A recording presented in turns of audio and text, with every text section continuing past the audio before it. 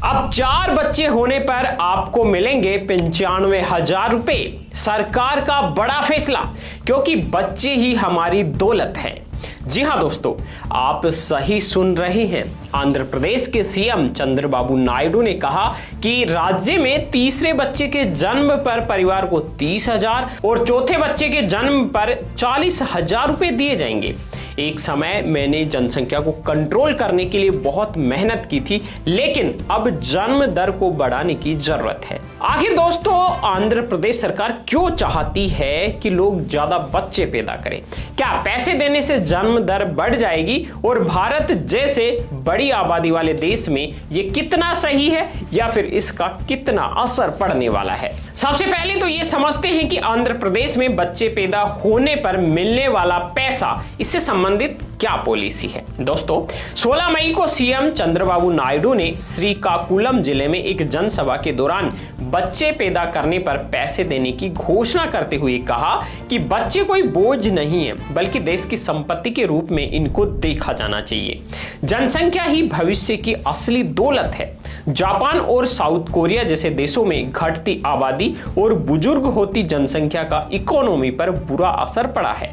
इसीलिए मैं लंबे समय से जनसंख्या बढ़ाने पर जोर दे रहा हूं। दरअसल आंध्र प्रदेश सरकार ने 5 मार्च को विधानसभा में एक नई पॉलिसी पेश की थी। इसे जनसंख्या प्रबंधन नीति कहा गया था। इसमें प्रस्ताव दिया गया था कि दूसरा बच्चा पैदा होने पर परिवार को 25,000 रुपए मिलेंगे।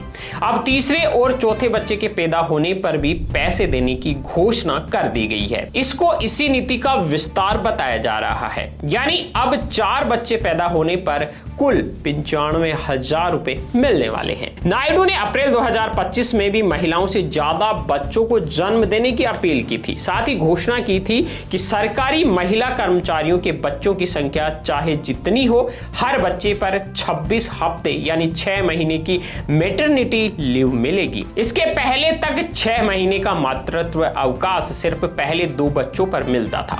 2 से ज्यादा बच्चे होने पर 3 महीने की छुट्टी का नियम था। नायडू सरकार की जनसंख्या प्रबंधन नीति के मुताबिक 2 से ज्यादा बच्चे पैदा करने वाले परिवारों को पैसे के अलावा कई दूसरी सुविधाएं भी मिलेंगी। इसमें तीसरे बच्चे के लिए 5 साल तक का हर महीने 1,000 रुपए का पोषण भत्ता, तीसरे बच्चे के लिए 18 साल तक की उम्र तक मुफ्त शिक्षा, पिता के लिए अनिवार्य 2 महीने की पैटर्निटी लीव और जरूरत पड़ने पर 12 महीने तक की छुट्टी। इनफर्टिलिटी यानी बच्चे के जन्म न दे पाने की समस्या से जूझ रहे दंपतियों के लिए राज्य के फर्टिलिटी क्लिनिक्स पर उनका उपचार किया जाएगा।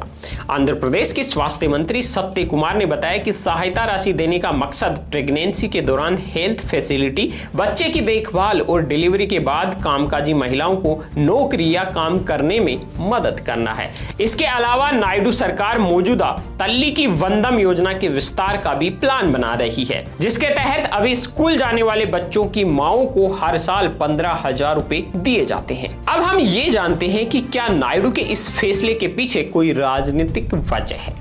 दोस्तों, नायडू के इस फैसले को देश में संभावित लोकसभा सीटों के नए परिसीमन से भी जोड़कर देखा जा रहा है।